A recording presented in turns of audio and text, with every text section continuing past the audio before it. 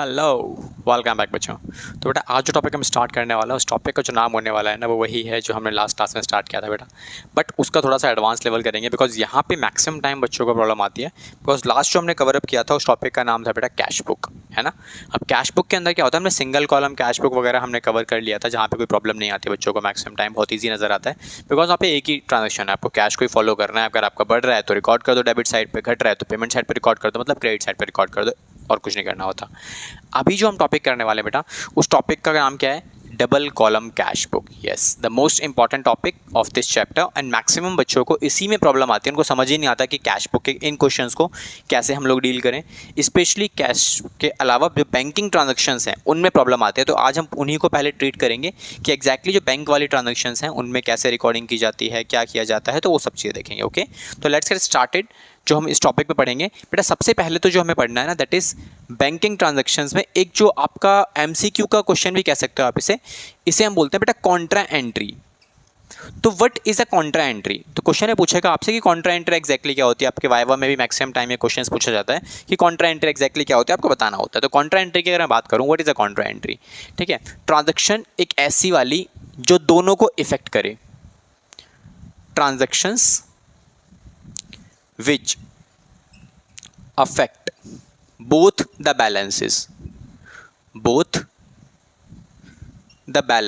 on same date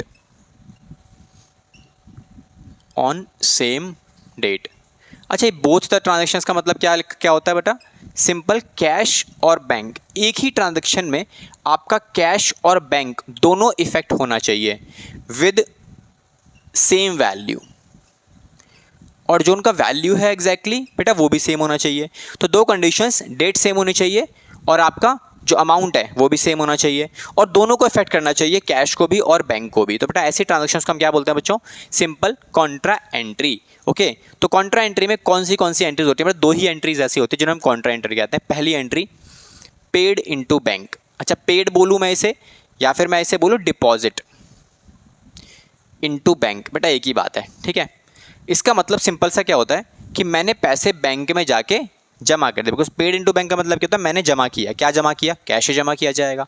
exactly तो अगर मैंने लेट सपोज 10,000 रुपीज़ का जो अमाउंट है वो मैंने बैंक में जमा करवा दिया। अब अगर बैंक में जमा कराया तो इस ट्रांजैक्शन का जो इफेक्ट है हमारी कैश बुक में, या फिर हम बात करें डबल कॉलम कैश बुक में, क्या पड़ने वाला है? देखो, सेम डेट को आपका जो बैंक बैलेंस है वो इंक्रीज करेगा बाय 10,000 रुपीज़, है ना। 10,000 रुपीज़ से इंक्रीज करेगा। तो बेटा किस तरफ रिकॉर्ड होगा? डेबिट साइड पे रिकॉर्ड होगा सर, है ना। और अगर आपने किसी भी कैश को जमा किया, जितना भी कैश जमा किया है, सेम अमाउंट से आपका कैश जो है वो माइनस हो जाएगा। तो 10,000 रुपीज़ का ही बैंक बैलेंस इंक्रीज कर रहा है और 10,000 का ही कैश बैलेंस डिक्रीज कर रहा है। This is a example of a contra entry. तो ऐसी ट्रांजेक्शन को हम कैसे रिकॉर्ड करेंगे, हम जब क्वेश्चंस फ्रेम करेंगे तब मैं आपको समझा दूंगा अच्छे से कि कैसे कैसे रिकॉर्ड करना है। या फिर एक काम करते हैं, इसी में समझा देता हूँ क्योंकि जगह हमारे पास है ऑलरेडी, तो हम कैसे कैसे रिकॉर्ड करें। देखो बेटा, सिंपल, लास्ट क्लास में हमने क्या कवर किया था? Single column cash book. अब हम डबल कॉलम कैश बुक करने वाले हैं। तो डबल कॉलम कैश बुक का कुछ इस तरीके का फॉर्मेट होगा मेरे पास। तो ये हमारा सिंगल सा छोटा सा फॉर्मेट हम बना लेते हैं डबल कॉलम कैश बुक का। तो बेटा ये हो गया मेरा बैंक कॉलम, और बच्चों ये हो गया मेरा कैश कॉलम, ये हो गया पर्टिकुलर, और ये हो गया मेरा डेट का कॉलम। अभी हम रफली बना रहे हैं, बाकी जब क्वेश्चंस करेंगे तो हर क्वेश्चन में एक आधी ट्रांजेक्शन आपको मिली जाएगी जो कॉन्ट्रा एंट्री होगी। ठीक है बच्चों, सिंपल। देखो ये ट्रांजेक्शन है। अब लेट सपोज ये ट्रांजेक्शन आपको गिवन है, ये वाली एक डेट ले लेते हैं हम लोग, कोई भी डेट, 4 अप्रैल। आपने इस तारीख को पैसे बैंक में जमा कराए हैं, है ना। तो क्या करोगे आप? सिंपल देखो, दोनों तरफ आपको, जब बच्चे मैक्सिमम गलतियाँ ये करते हैं, एक तो डेट सेम लिखो आप सबसे पहले, क्योंकि डेट आएगी आपकी, तो डेट जो भी होगी आपको सेम लिखनी है। अब ये ऊपर नीचे कहीं भी हो सकता है डेट वाले कॉलम में, कोई दिक्कत नहीं है। मैक्सिमम टाइम बच्चे क्या करते, गलती करते हैं कि सबसे पहले वो ना पर्टिकुलर वाले कॉलम को फिल करते हैं, इसमें रिकॉर्ड करेंगे, इसमें रिकॉर्ड करेंगे। आपको उल्टा करना है। आपको क्या करना है, मैं आपको ट्रिक्स देता हूँ हर क्लास के अंदर कि हाँ किस तरीके से ट्रांजेक्शंस को आप रिकॉर्ड करते हो तो आपकी गलतियाँ ना हो, कम से कम गलतियाँ हों आपकी। तो उसके लिए ट्रिक क्या है इसके लिए? देखो, आपने क्या किया, जमा किया, पैसे जमा किए, तो बेटा बढ़ने वाली साइड ये होती है, घटने वाली साइड कौन सी होती है सर? ये वाली साइड होती है। डन। अब जिस साइड पे इंक्रीज कर रहा है, तो जहां इंक्रीज कर रहा है आपको बस वहीं रिकॉर्ड कर देना है। क्या इंक्रीज कर रहा है बच्चों? बैंक बैलेंस इंक्रीज कर रहा है। कितने रुपए का सर? एक आपका 10,000 का। तो आपको क्या करना है, 10,000 रुपीज़ का बैंक बैलेंस इंक्रीज कर दो। एंड कैश बैलेंस डिक्रीज कर रहा है, तो कैश बैलेंस डिक्रीज मतलब इस साइड पे, तो कैश बैलेंस क्या कर रहा है मेरा, डिक्रीज कर रहा है, तो यहाँ रिकॉर्ड कर दो, डन। बाकी कैश इधर और बैंक इधर, आपका दोनों तरफ क्या करोगे आप, डैश डाल देना, मतलब कोई ट्रांजेक्शन वहाँ पे रिकॉर्डेड नहीं है। क्लियर, ठीक है सर। अब इसके बाद अगला स्टेप, अगला काम क्या करना होता है, अगला काम है आपका इस वाले कॉलम को प्लेस करना। हम यहाँ पे क्या लिखते हैं, हम लिखते हैं इसके बढ़ने या घटने का रीज़न। जैसे आपका बैंक बैलेंस इंक्रीज कर रहा है, तो बैंक बैलेंस इंक्रीज कैसे करता है, बैंक में पैसा आया, कहाँ से आया, हमने तो कैश जमा किया, तो यहाँ क्या लिखोगे आप, सिंपल लिखोगे टू कैश अकाउंट, बिल्कुल देसी लैंग्वेज में एकदम simple, to cash account. Okay, अब यहाँ पे क्या लिखा है, कैश, ये डिक्रीज वाली साइड है, कैश आपका डिक्रीज हो गया, कैश डिक्रीज हुआ, पैसा गया, कहाँ गया सर, बैंक में गया, तो आप क्या लिखोगे यहाँ पे, simple by bank account, that's it, by bank account. इतना ही काम करना है आपको और कुछ नहीं करना, बिल्कुल सिंपल ट्रांजेक्शन ऐसे रिकॉर्ड होती है हमारी। क्लियर हुआ, ठीक है सर। अब एक काम और करना पड़ता है आपको, यहाँ पे छोटा सा हम कॉलम क्रिएट कर देते हैं, that is just for a formality purpose in single column, but यहाँ पर जो है आपका ये एल एफ का कॉलम बनता है आपका ये वाला। अब इसी एल एफ के कॉलम में आप जो कॉन्ट्रा एंट्रीज है ना, आप यहाँ पे सी डिनोट करोगे, सी विच रिप्रेजेंट्स कि ये जो एंट्री है वो कॉन्ट्रा एंट्री है। क्लियर है सर, चलो बच्चों, अगर आपको ये क्लियर है टॉपिक अच्छे से तो कोई दिक्कत ही नहीं है फिर तो, है ना। चलो एक और एग्जांपल लेते हैं जिसमें कॉन्ट्रा एंट्री हम लोग एक और बनाते हैं। तो बेटा अगली जो कॉन्ट्रा एंट्री है वो क्या बनने वाली है, लेट्स सपोज इसी क्वेश्चन के अंदर आपको कहीं पे 10 तारीख को 10th ऑफ अप्रैल को एक डाटा दिया हुआ है, विड्रू, आपने क्या किया, पैसे निकाले, विड्रू कैश फ्रॉम बैंक, और आगे लिखा हुआ है फॉर आपका business use, for office use लिख सकते हैं, फॉर ऑफिस यूज़। देखो अगर पर्सनल यूज़ होगा ना तो पक्का मेंशन करके देगा कि ये पर्सनल यूज़ है, अगर नहीं लिख के दिया इसका मतलब क्या है, वो मेरा ऑफिशियल यूज़ ही है। तो अगर मैंने इसमें लिख दिया तो भी ठीक है, अगर मैं इतना सा लिख देता ना, विड्रू कैश फ्रॉम बैंक 7,000 रुपये, तो भी मेरा वो कॉन्ट्रा एंट्री ही बनता, क्योंकि बाय डिफ़ॉल्ट हम उसे भी ऑफिशियल यूज़ के लिए ही कंसिडर करते हैं। ठीक है सर, चलिए जी, अब एक काम करते हैं, अब हम इसे रिकॉर्ड करने वाले हैं। तो रिकॉर्ड कैसे करोगे बच्चों आप, अभी अगेन वही ट्रांजेक्शन्स, क्या हो रहा है बेटा इसमें देखो, 7,000 रुपये आपने निकाले, कहाँ से निकाले, बैंक से निकाले, तो बैंक से जब पैसे निकालोगे तो क्या होगा, आपके पास कैश इंक्रीज करेगा, कितने रुपए इंक्रीज करेगा सर, 7,000 रुपये, और बैंक बैलेंस कम हो जाएगा, बिकॉज बैंक से तो पैसे निकाल लिए ना आपने 7,000 रुपये, तो ये मेरा कम हो गया इधर, ये क्लियर है, परफेक्ट, ठीक है। अब एक काम करते हैं, अब इसमें रिकॉर्डिंग करते हैं। तो रिकॉर्डिंग बेटा कैसे करोगे, रिकॉर्डिंग वही ध्यान रखना है कि आपको ये कम वाली साइड है, ये ज़्यादा वाली साइड, सबसे पहले अमाउंट वाले कॉलम्स में वैल्यूज़ प्लेस करनी है। तो पैसे निकाले आपने बैंक से तो कैश बढ़ेगा, है ना, तो कैश बढ़ेगा, तो कैश आप यहाँ रिकॉर्ड कर दो, कैश वाले कॉलम में 7,000 रुपये कैश इंक्रीज कर गया, और बैंक बैलेंस डिक्रीज करेगा, तो बैंक बैलेंस डिक्रीज मतलब माइनस वाली साइड ये है, यहाँ रिकॉर्ड करोगे 7,000 रुपये माइनस वाले कॉलम में, डन, ठीक है सर। डेट क्या है बेटा, डेट दोनों की है आपकी 10 अप्रैल को, तो 10 अप्रैल दोनों साइड पे हम डाल देंगे, 10th अप्रैल और 10th अप्रैल, क्लियर, ठीक है सर। अभी ये काम और करना है, अब मुझे लिखना है रीजंस। देखो कैश इंक्रीज किया, पैसा बढ़ गया कैश के फॉर्म में, पैसा कहाँ से आया सर, पैसा बैंक से निकाला, तो यहाँ क्या लिखोगे आप, टू बैंक अकाउंट, क्लियर। उसके बाद यहाँ क्या लिखोगे आप यहाँ लिखोगे सिंपल, आपका बैंक बैलेंस कम हो गया, पैसा गया, कहाँ गया सर, कैश में कन्वर्ट हो गया, तो इसका मतलब यहाँ क्या लिखोगे आप, to buy cash account and place C in a LF column to represent a contra entry, that's it. तो this is a case in which हमने समझा कि कॉन्ट्रा एंट्रीज को एग्जैक्टली कैसे प्लेस किया जाता है। तो ये इंपॉर्टेंट टर्म है बहुत ज़्यादा, आपको बहुत अच्छे से ध्यान रखना है कि कैश में आपका कॉन्ट्रा एंट्रीज किस तरीके से प्लेस की जाते हैं कैश बुक के अंदर। क्लियर हुआ, तो आप इसको नोट डाउन कर सकते हो। फिर हम चलेंगे अपने नेक्स्ट टॉपिक के ऊपर, जहाँ पे हम लोग सीखेंगे कुछ और बैंकिंग ट्रांजेक्शन्स को, बिकॉज बैंकिंग ट्रांजेक्शन्स को एक बार आपने सीख लिया ना तो आपकी आधे से ज़्यादा प्रॉब्लम सॉल्व हो जाती है। डबल एंट्री में डर लगना बिल्कुल ही खत्म हो जाएगा, ये समझ लो आप, क्योंकि नॉर्मल ट्रांजेक्शन तो बहुत ईजी हैं।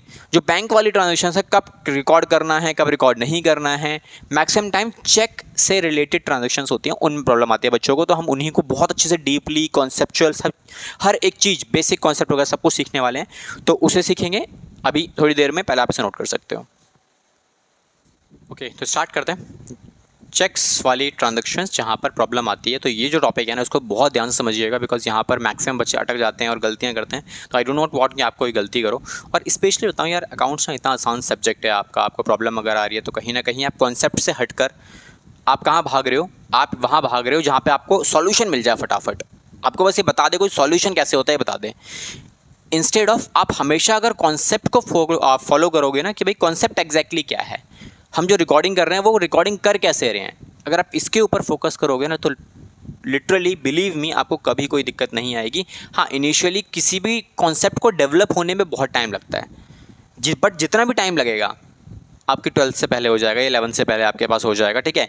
अगर याद करने में आपको एक घंटा लग रहा है तो कॉन्सेप्ट डेवलप होने में हो सकता है 3 घंटे लगें, लेकिन 3 घंटे के बाद आपको वो दोबारा से नहीं कुछ करना पड़ेगा, प्रॉब्लम नहीं आने वाली कभी भी, ठीक है। सबकॉन्शियस माइंड के बारे में आप सब लोगों ने सुना होगा। सबकॉन्शियस माइंड एक्जैक्टली क्या होता है, कहते हैं ना किसी इंसान की याददाश्त चली जाती है, हम लोगों के आसपास हम लोग बहुत देखते हैं, तो अगर किसी इंसान की याददाश्त चली जाती है तो हम लोग क्या, याददाश्त जाने का मतलब क्या होता है कि वो अपनी मेमोरी पावर भूल चुका है, वो सब कुछ भूल चुका है जो उसकी लाइफ में उसके साथ हुआ था। लेकिन अगर वो किसी एक्स आर्मी ऑफिसर से है, किसी एक्स आर्मी मतलब वो आर्मी में बंदा है, या फिर नॉर्मल जो हम डेली स्किल्स हम लोग सीखते हैं, लाइक ड्राइविंग करना सीखते हैं, हम लोग खाना खाना सीखते हैं, बात करना सीखते हैं, ये भी तो हम लोग कहीं ना कहीं से सीखा है ना हम लोगों ने, तो ये भी तो ब्रेन के अंदर ही फीड हुआ होगा। लेकिन होता क्या है, याददाश्त जाने के बाद हम बात करना नहीं भूलते हैं, हम किसी से कम्युनिकेट करना नहीं भूलते हैं। क्यों? क्योंकि वो सारी चीज़ें हमारे सबकॉन्शियस माइंड में जा चुकी हैं इसीलिए। तो अगर कोई भी चीज़ अगर आपके सबकॉन्शियस माइंड में चली जाती है तो वो कभी भी आप नहीं भूलने वाले हो, ट्रस्ट में, आपको प्रॉब्लम नहीं होगी। ओके, तो चलो टॉपिक के साथ चलते हैं। तो सबसे पहले हम लोग देखने वाले हैं transactions related to a check.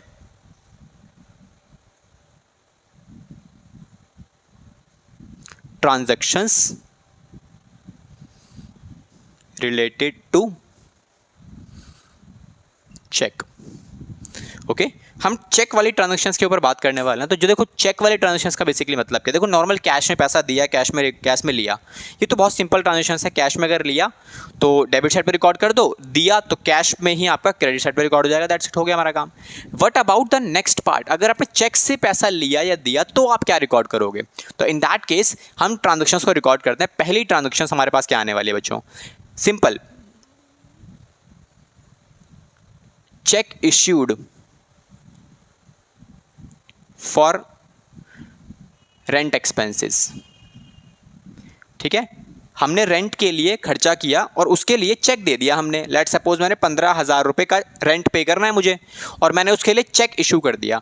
या फिर वो इसी ट्रांजैक्शंस को कैसे बोल सकता है, वो ऐसे भी बोल सकता है, पेड रेंट बाय चेक। ये थोड़ा सिंपल हो गया, ठीक है, बात एक ही है दोनों ही कहने के लिए। चेक इशू किया ऊपर रेंट एक्सपेंसेस के लिए 15,000 का, सिंपल यहाँ भी एक ही बात है कि मैंने रेंट पे किया बाय चेक।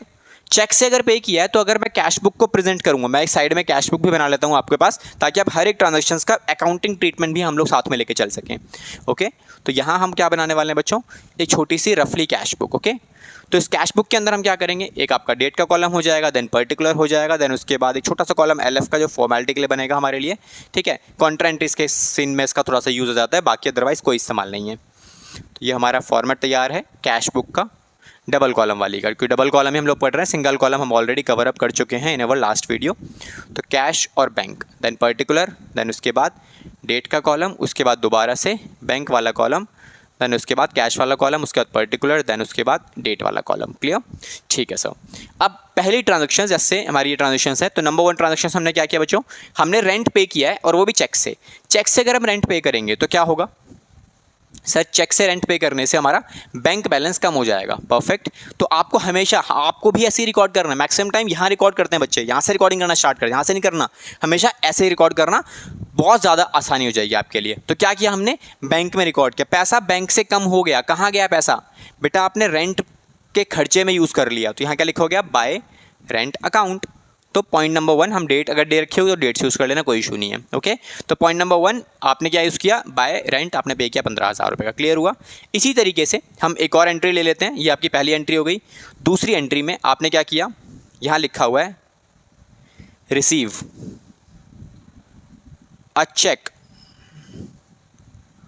फ्रॉम राम ₹10,000।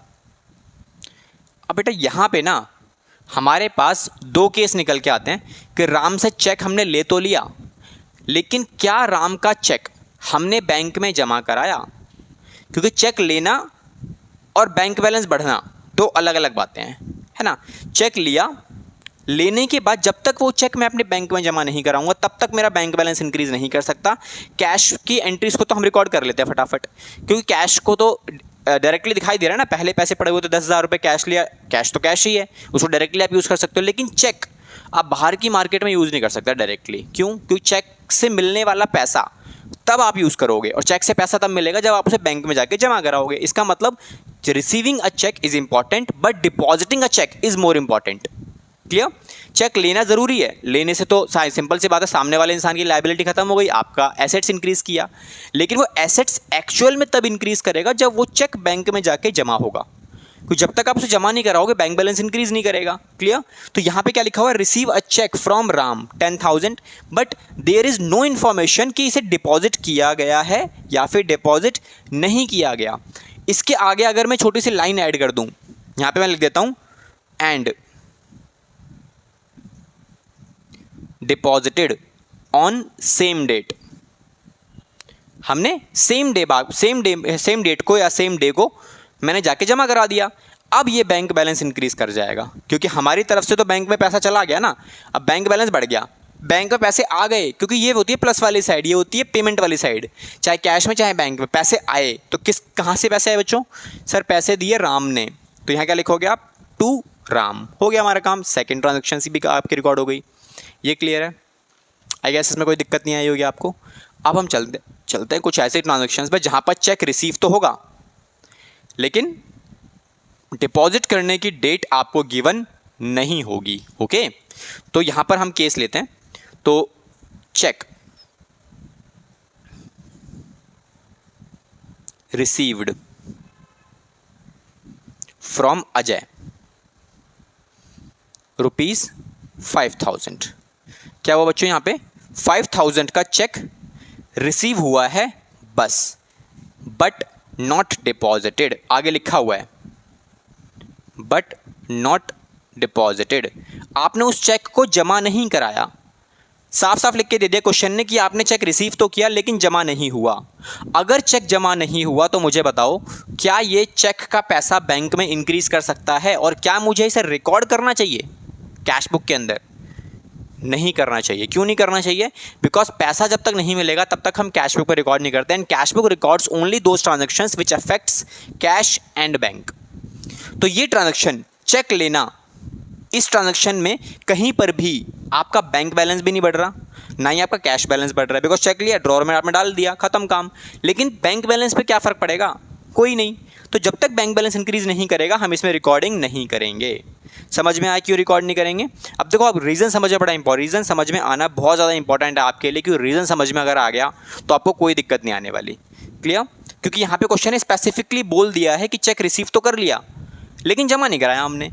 अब अगर जमा नहीं कराया तो फिर पैसे तो बढ़ ही नहीं सकते। क्लियर हुआ? तो इसे रिकॉर्ड नहीं करेंगे। क्यों नहीं करेंगे वो रीज़न मैंने आपको समझा दिया। क्लियर हुआ?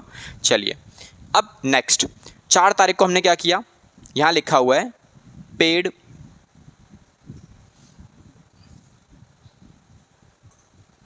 रिपेयर एक्सपेंसेस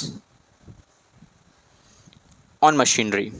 आपने मशीन को रिपेयर कराया और उसका खर्चा कर दिया। कितने रिपेयरिंग खर्चा लगाया आपने?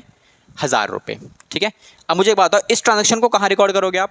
सर इसमें तो लिखा हुआ है paid repair expenses on machinery, लेकिन कहीं पर भी ये मेंशन नहीं है कि कैश में रिपेयर कराया या हमने चेक से पेमेंट चेक से पेमेंट करी है। If there is nothing mention तो आप क्या कंसिडर करोगे कि ये हमने कैश में ही पेमेंट करी होगी फॉर द रिपेयर एक्सपेंसेस। तो यहाँ आप रिकॉर्ड करोगे 4th नंबर पे। क्या लिखोगे आप यहाँ पे? खर्चा कितना किया आपने? 10,000 कैश में किया, क्वेश्चन में मेंशन नहीं है, तो यहाँ क्या लिखोगे आप? Bye repair. क्लियर हुआ? तो बाय रिपेयर अकाउंट ये मेरा हो गया सिंपल सा कैश अकाउंट में आएगा। रीज़न क्योंकि क्वेश्चन में चेक है से पेमेंट हुई है ये मेंशन नहीं है, तो वी विल कंसीडर ऑलवेज कि वो कैश में ही रिकॉर्डिंग होनी चाहिए, कैश में ही पेमेंट करी गई है।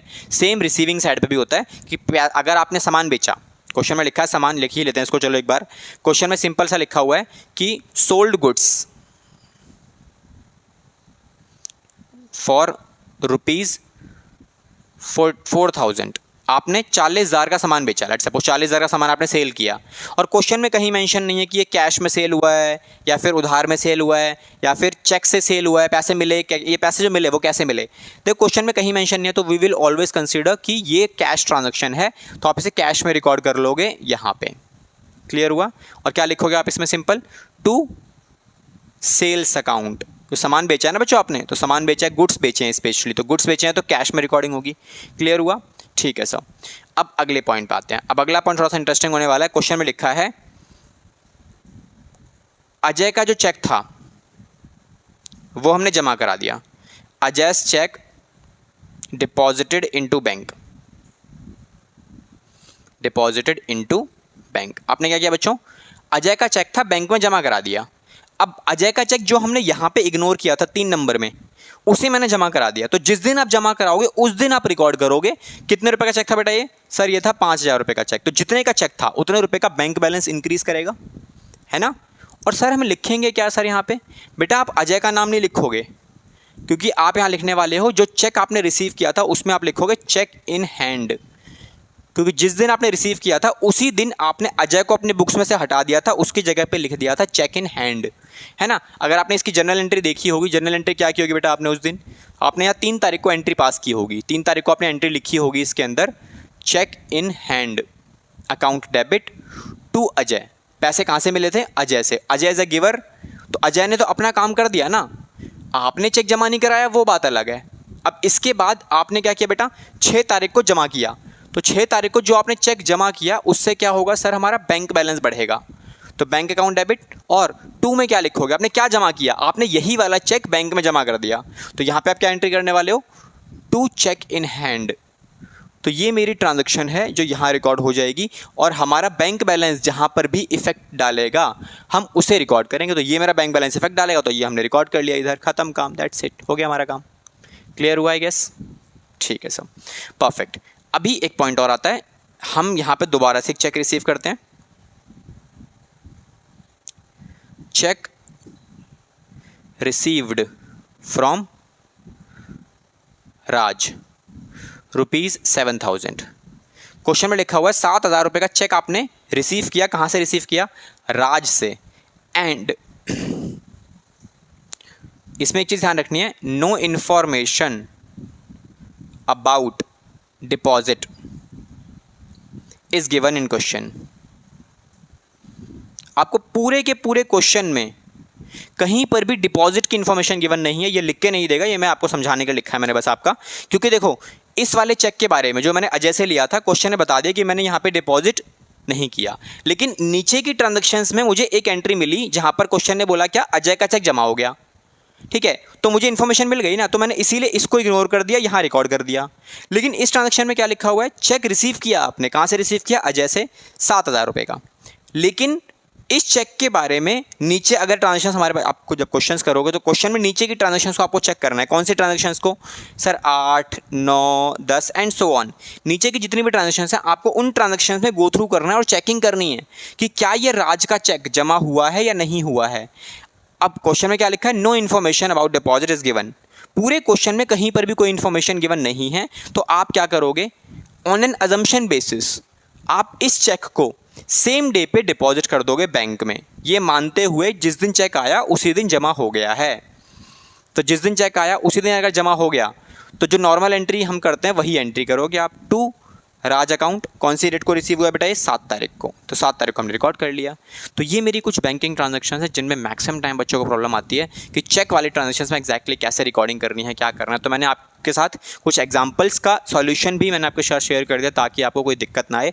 वैसे मैं इसको नोट्स के फॉर्म में करवाता हूँ, ठीक है, कि कैसे हम लोग कैसे करते हैं, क्या नहीं करते हैं, ठीक है। तो आप उसको भी देख सकते हो, ओके। तो जैसे ही आपको कोई प्रॉब्लम आएगी आपको सारी चीज़ें इन्फॉर्मेशन वगैरह सब मिल जाएगा आपको। क्लियर?